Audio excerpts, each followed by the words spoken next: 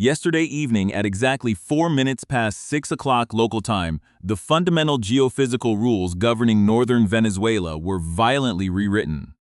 Within a span of just 40 seconds, the ground tore open not once, but twice, shattering the baseline expectations of seismic recurrence in the region. The initial rupture registered at a magnitude of 7.1, a value almost immediately revised upward to 7.2 by the United States Geological Survey. Before the primary seismic waves could even finish rolling through the high-density valleys west of Caracas, before any structural evacuation could physically occur, a second, more powerful mainshock struck at magnitude 7.5. This structural compression of time, a mere 40-second window, effectively erased the critical safety margin that typically separates a foreshock from a mainshock. For inhabitants in the streets of Valencia, San Felipe, Morón, and Puerto Cabello, there was no window to escape. This sequential failure represents the most intense seismic energy release along this specific tectonic corridor in more than 126 years.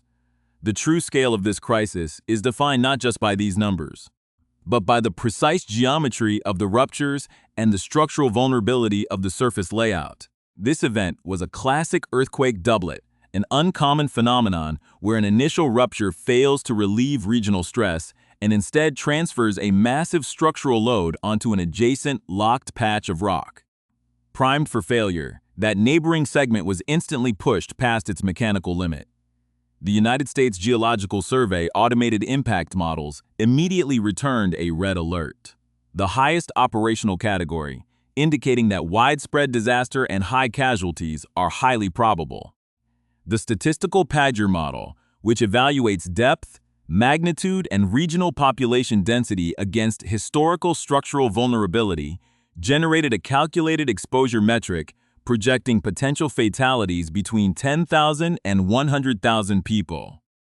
While initial ground reports from acting President Delcy Rodriguez numbers dozens confirmed dead and hundreds injured, the vast discrepancy highlights a severe systemic deficit, the gap between localized areas that emergency crews can physically reach and the massive, unverified population zones subjected to violent shaking. The physical mechanics driving this catastrophic sequence are dictated by a ruthless combination of shallow crustal depth and land-based epicenters. The magnitude 7.2 foreshock initiated approximately 28 kilometers northwest of Montalban, at a shallow depth of roughly 13 kilometers, while the magnitude 7.5 mainshock centered 23 kilometers southeast of Umare. Unlike deep or offshore events whose energy dissipates through tens of kilometers of rock or water columns, these shallow crustal failures delivered their full kinetic violence straight up into a dense corridor built directly over the fault system. Modified Mercalli Scale intensities reached levels of 8 to 8.5, translating to severe and violent shaking capable of shearing non-engineered walls, collapsing historical structures, and triggering massive landslides on steep mountain slopes. Even in Caracas, over 100 miles away, multiple building collapses occurred in the Baruta and Chacao districts.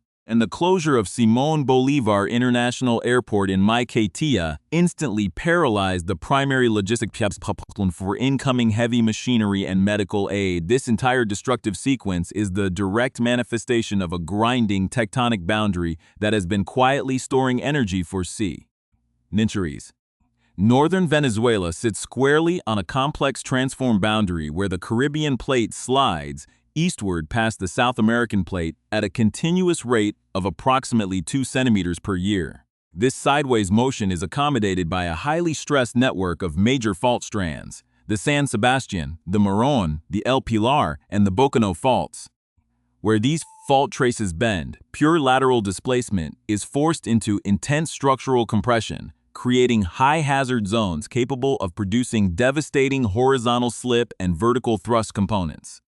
This is the exact fault system that engineered one of the deadliest seismic disasters in the history of the Americas in 1812, terminating an estimated 30,000 lives when the regional population was a fraction of its current density.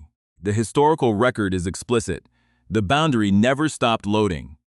It has been steadily storing elastic strain energy since the historical failures of 1900, the deadly 1967 Caracas event, and the 1997 Coriaco rupture, while a deep, offshore magnitude 7.3 event in 2018 spared the country through favorable attenuation physics. Yesterday's Doublet reversed that mechanical luck entirely by striking at a shallow depth directly beneath vulnerable urban infrastructure. The fundamental physical reality of this disaster has almost nothing to do with global anomalies or solar triggers, and everything to do with local structural limits. The primary fault has moved twice in 40 seconds, and the immediate structural threat remains acute as dozens of aftershocks continue to strike buildings already mechanically compromised by the main shocks. But as the confirmed death toll begins, its inevitable ascent and rescue teams struggle past blocked mountain passes and severed communications lines, a deeper, more ominous question emerges from the data. The fault has demonstrated its capacity to break multiple segments in a single sequence, yet the total accumulated stress across this multi-fault corridor may not be fully spent. Is this historic doublet the definitive release of the plate boundary's stored energy, or has the sudden transfer of tectonic load just primed the remaining locked segments of the coastal corridor for an even larger structural collapse? To resolve this systemic uncertainty, we must evaluate the precise physical layout of the energy transfer that occurred during those 40 seconds. In a standard tectonic rupture, a major slip event disperses energy outward, temporarily stabilizing the immediate fault zone. But the structural mechanics of an earthquake doublet operate under a completely inverted logic. When the magnitude 7.2 foreshock tore through the crust northwest of Montalban, it did not discharge the total accumulated stress of the corridor. Instead, it functioned as a mechanical lever, instantly shifting its unspent physical load onto the adjacent locked segment directly to the east. This neighboring patch of rock was already resting at its threshold of structural failure. The sudden, high-velocity injection of stress from the first rupture acted as an immediate trigger, overstressing the remaining crustal support and forcing the instantaneous failure of the magnitude 7.5 mainshock near Umare. This rapid sequence demonstrates that the coastal corridor possesses the dangerous capacity to break multiple major segments concurrently, compounding the physical loads applied to everything standing above it. This mechanical compounding is precisely what transforms a massive geological event into a direct humanitarian crisis on the surface. The destructive potential of this doublet was fundamentally determined by its shallow crustal depth of 13 kilometers and its position beneath inhabited land.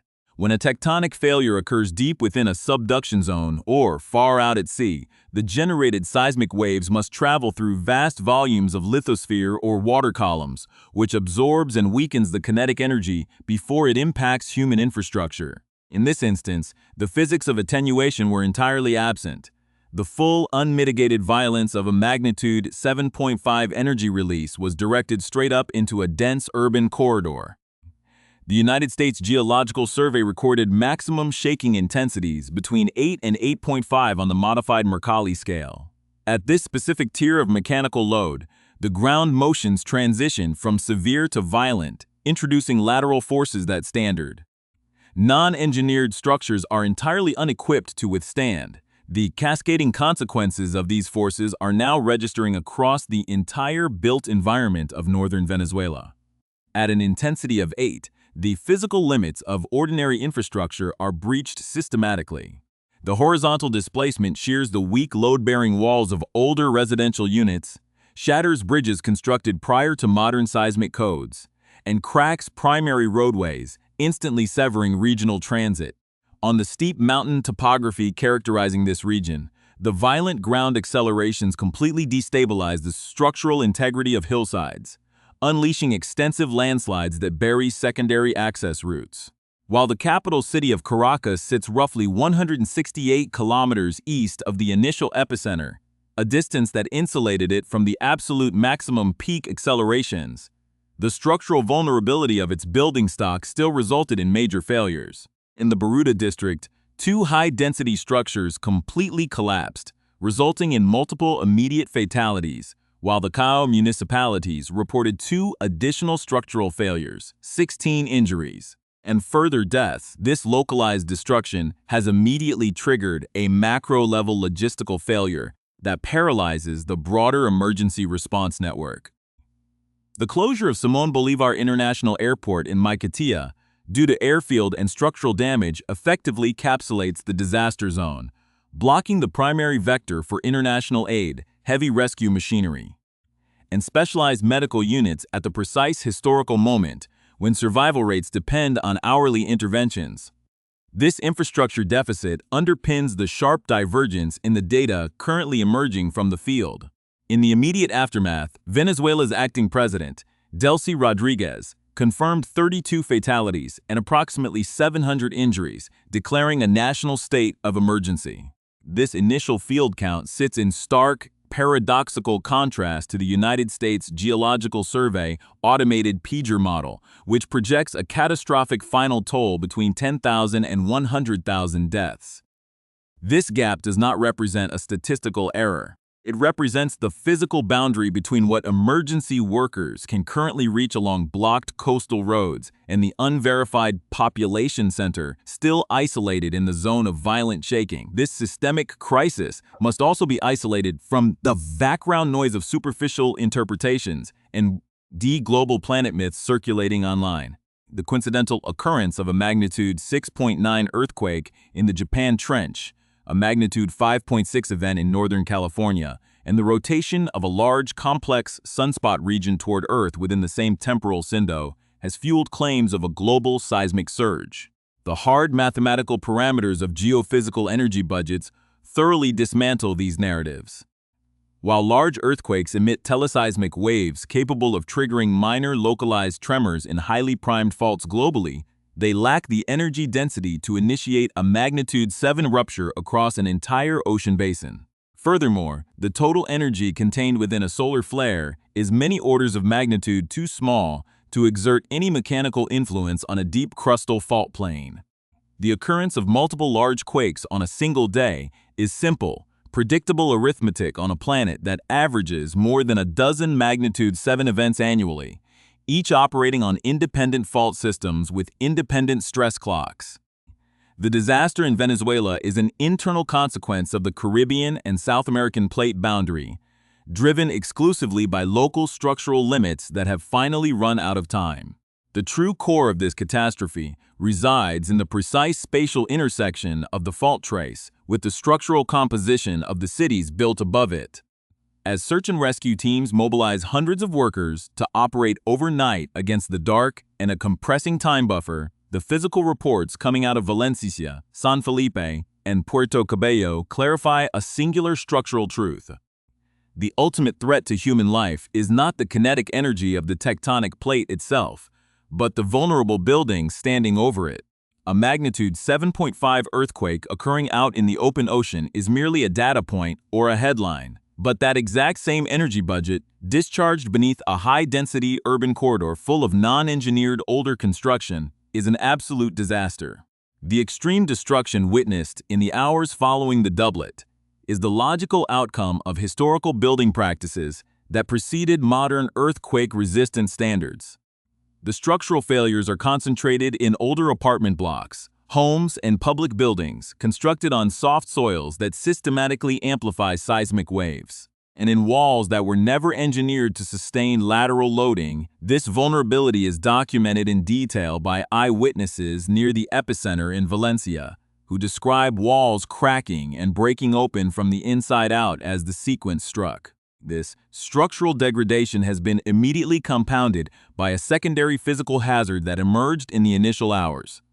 A tsunami advisory was swiftly issued for Puerto Rico, the United States Virgin Islands, and all coastlines within 300 kilometers of the epicenter. The warning did not project a towering wall of water, but rather severe sea level fluctuations and strong, dangerous ocean currents capable of swamping small harbors and pulling individuals off beaches. In this specific domain of the crisis, the precise horizontal mechanics of the fault worked in the region's favor.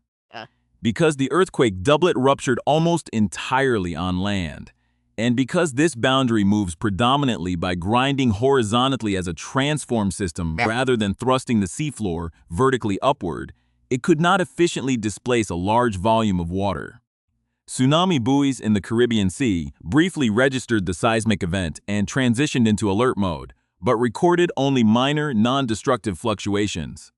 Within a few hours, the United States Tsunami Warning Centers verified the lack of an ongoing threat and canceled all advisories for Puerto Rico, the Virgin Islands, the United States East Coast, and eastern Canada, with the oceanic threat eliminated.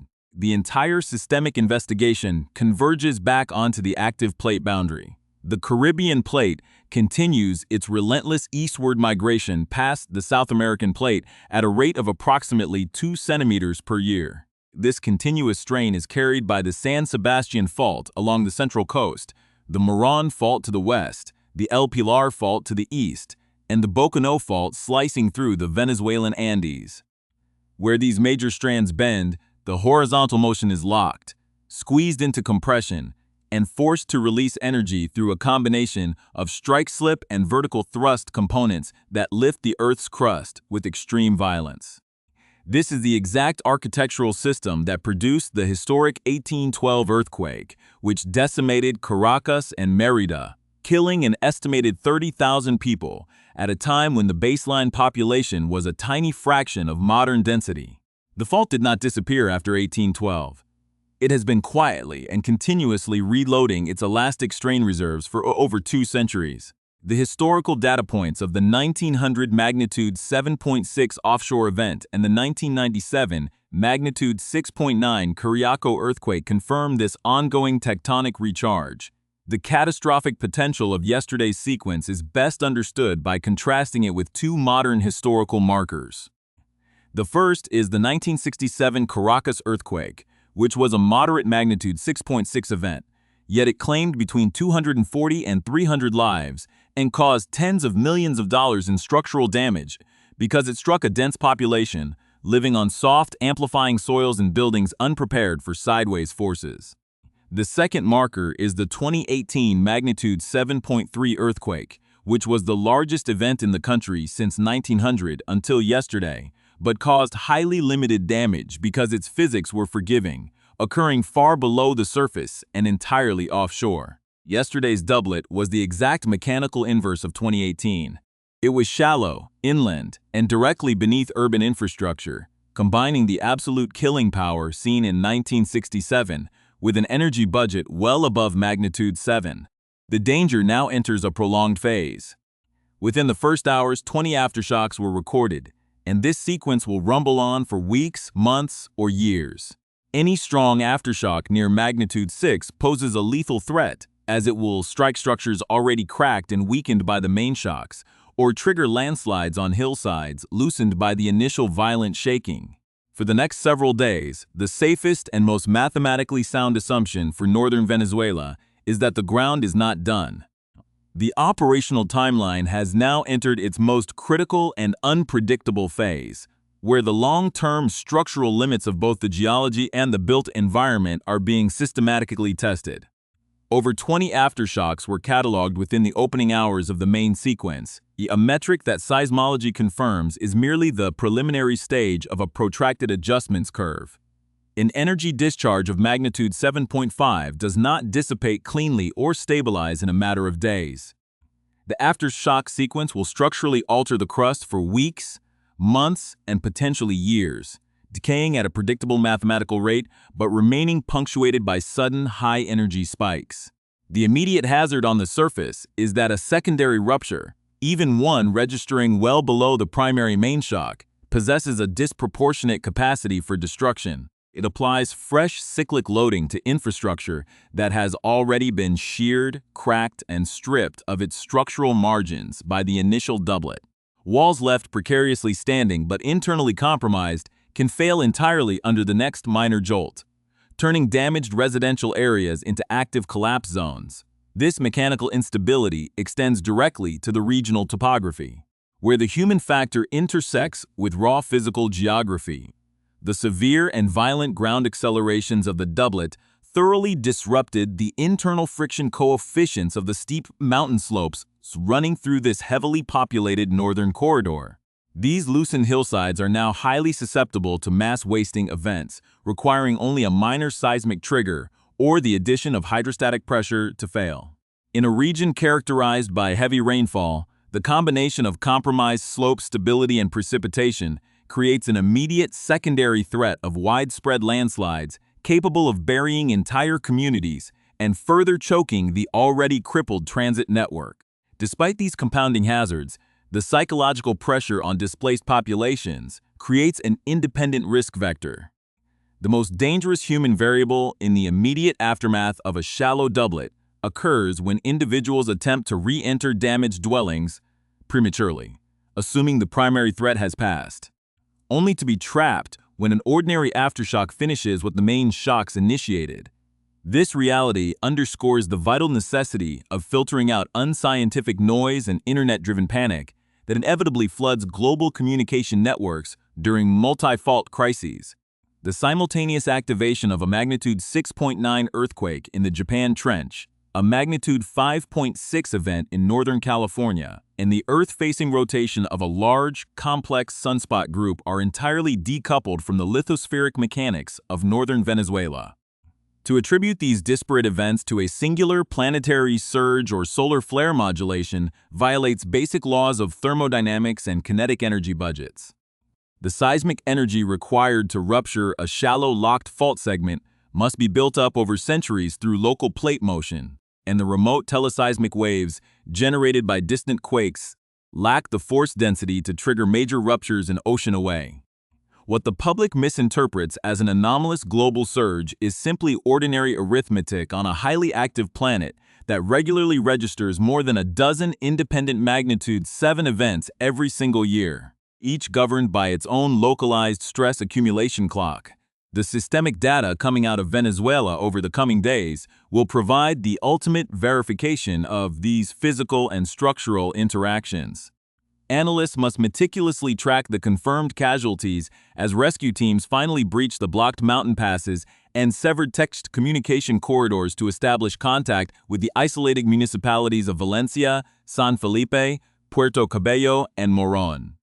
The final data will reveal whether the high vulnerability projections of the automated pager model will manifest to their fullest, catastrophic extent, or whether the region has managed to escape the upper limits of that statistical range. For now, the baseline reality remains clear, measurable, and urgent. The major tectonic boundary that decimated this exact territory 2 centuries ago has re-entered its active failure window, executing 2 massive crustal ruptures within a 40-second interval. As the dust settles over the cracked concrete and compromised valleys of the coastal corridor, the structural cost of this event is still being calculated by the unrelenting physics of a plate boundary that is far from finished. The focus of this systemic investigation now shifts to the long-term mathematical reality of recovery and the structural constraints of the terrain. The immediate logistical emergency is defined by an absolute bottleneck: the closure of Simón Bolívar International Airport in Maiquetía due to airfield and structural damage. By severing the primary transport vector, the physical mechanics of the disaster have effectively isolated the country from the rapid influx of heavy engineering machinery, acoustic listening devices, and specialized medical response teams at the precise operational interval where survival rates decline sharply. This logistical deficit compounds the existing friction within the internal transit corridors. The severe shaking, which reached maximum intensities of 8 to 8.5 on the Modified Mercalli Scale, did not merely crack asphalt. It structurally altered the topography of the coastal corridor. The land-based epicenters northwest of Montalban and southeast of Yumare triggered mass wasting events along the steep, unstable mountain slopes, unleashing landslides that physically erase roadbeds and block the deep valley passes connecting the capital to the hardest-hit municipal centers. This physical isolation directly explains the deep statistical contradiction embedded in the data emerging from the field. In the initial hours following the doublet, Acting President Delcy Rodriguez reported an initial toll of 32 fatalities and approximately 700 injuries, a figure that appears surprisingly small when held against the United States Geological Survey automated pager model. which projects between 10,000 and 100,000 deaths. This massive numerical divergence is not a failure of calculation, but a direct measurement of a communication and access deficit. The low field count represents only the localized data from areas that emergency crews have been physically able to reach and report from. The statistical model, conversely, calculates the raw exposure of a vulnerable human population occupying highly compromised structures directly over a shallow magnitude 7.5 energy discharge. As rescue workers slowly clear paths into the primary shaking zone encompassing Valencia, San Felipe, Puerto Cabello, and Morón, the confirmed numbers will inevitably climb, closing the gap between localized field observation and regional statistical reality. Ultimately, this disaster underscores the unyielding relationship between tectonic energy budgets and human engineering limits. The destruction observed across northern Venezuela is the predictable result of structural loading exceeding the threshold of non-engineered construction. Older homes, multi-story apartment blocks, and historical public buildings were simply never engineered to absorb the intense horizontal shear stresses delivered by a shallow crustal doublet. This vulnerability stands in stark contrast to the offshore magnitude 7.3 earthquake of 2018, which spared the population because its kinetic energy was attenuated through tens of kilometers of deep crust. Yesterday, the physics of deep crust buffering expired. By occurring at a depth of 13 kilometers directly beneath inhabited land, the fault system applied its full violent load directly to the base of these cities, demonstrating that the ultimate variable in seismic risk is not the raw magnitude of the event, but the structural integrity of what stands directly above the rupture plane. The Caribbean and South American plate boundary has spent more than 2 centuries steadily accumulating elastic strain since the catastrophic 1812 failure that claimed 30,000 lives. Yesterday evening, that accumulated strain was discharged twice within 40 seconds, executing a massive mechanical load transfer that cracked the urban centers of the coastal corridor and shattered regional infrastructure. The planetary data confirms that this event was a localized tectonic correction, entirely disconnected from the broader background noise of distant quakes or solar activity. It was the definitive closing of a long-term stress accumulation cycle, specific to the northern strip of Venezuela. As the aftershock sequence continues to rumble through the compromised valleys, fracturing weakened walls and destabilizing loosened hillsides, the system remains in a state of critical transition. The ground in northern Venezuela has vividly demonstrated that the historical faults of the past are active structural limits of the present. The 2 ruptures of yesterday evening have permanently altered the geophysical and structural landscape, and over the coming days, the true, unmitigated cost of overriding those physical limits will be fully tallied by the unyielding laws of structural mechanics.